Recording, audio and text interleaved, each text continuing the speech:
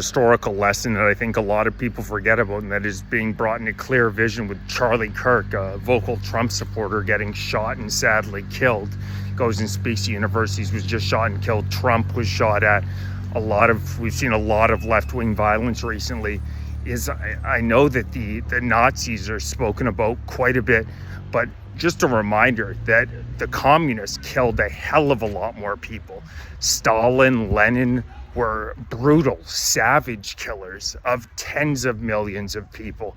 And for whatever reason in the history books, the fascists are the ones who stand out as the major killers in our school systems, drill into our brains in Canada that the fascists were the worst people out there. And you don't really hear about just how many tens of millions of people the communists rounded up and killed. And I think it's relevant to today's society when we're consistently hearing people on the right and conservatives being called fascist dictators, all the nastiest buzzwords in the book. But we continually see the actual violence being pulled out by left-wingers. Time and time again, all the major events in news have been leftists, disgusting violence, major church shooting. Of course, there was the attempted assassination attempt on Trump. Now Kirk is dead. Around the world, it's becoming more and more apparent that they are the ones who are much quicker to violence. And just a little historical knowledge here for you lefties. It doesn't make you a fascist, a racist, or a xenophobe to say that your nation's sovereignty should exist, that you should enforce your borders. Matter of fact, the claim that we should have open borders is actually the ahistoric notion that all of a sudden the woke ideologues in the West over the past 25 years or so have really been pushing. Up until before then, it was common sense. Matter of fact, the two pillars of Western civilization, the Greeks, free speech and sovereignty. You don't have a country if you don't have borders. The fact that liberals have somehow gaslit a large percentage of the community into believing that if you think a nation should have borders, should have sovereignty, should vet people coming in, and should look after the people who elected them first and foremost, that makes you some sort of an extremist, some sort of a hater, is simply ahistoric. It's simply ahistoric. It's been common sense. What do you think that Canadians fought valiantly for? Vimy Ridge, World War I, World War II. A big part of it was Canada's sovereignty. That's what we were fighting to defend.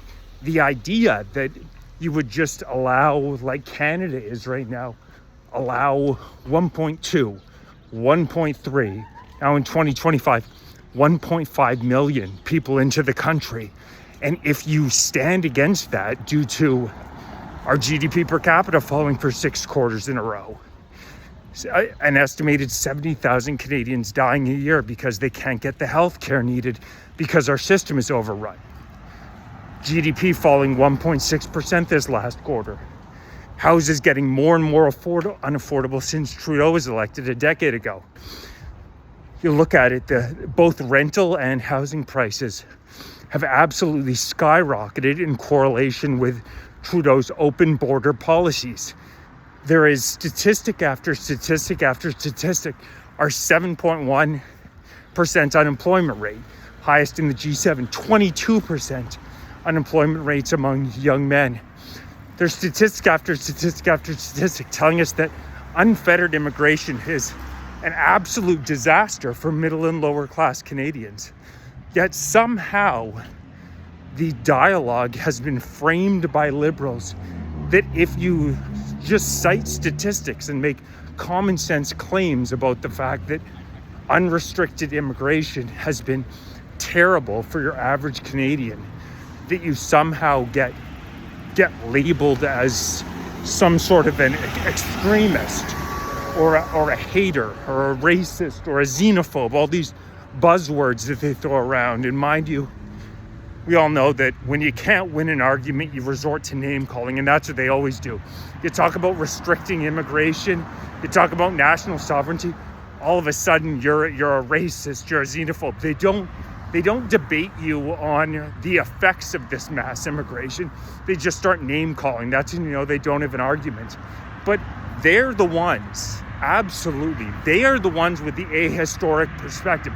They're the ones insisting we implement this experiment that's never been done before, bringing people in from all over the world with extremely different cultures, bringing in hundreds of thousands of people from Afghanistan, from India, from Africa, from areas of the world that have extremely different cultures, that are not used to democracy, that are not used to living in a society where the pillars are Charter of Rights and Freedoms are freedom of expression, freedom of religion. These are people with very different ideas for how the world works.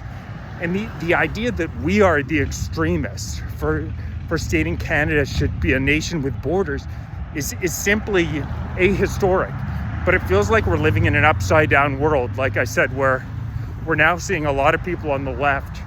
Rachel Gilmore is a well-known far left-wing commentator who's essentially celebrating it. It's really disgusting. You can disagree with Kirk, of course, but to be celebrating him being assassinated while engaging in free and open debate, if anybody is the extremists, it's certainly the ones assassinating them. So I just wanted to bring up the reminder that I know all you ever hear about in the Canadian news media is about the danger of fascism, but World War II, the communists killed a hell of a lot more people.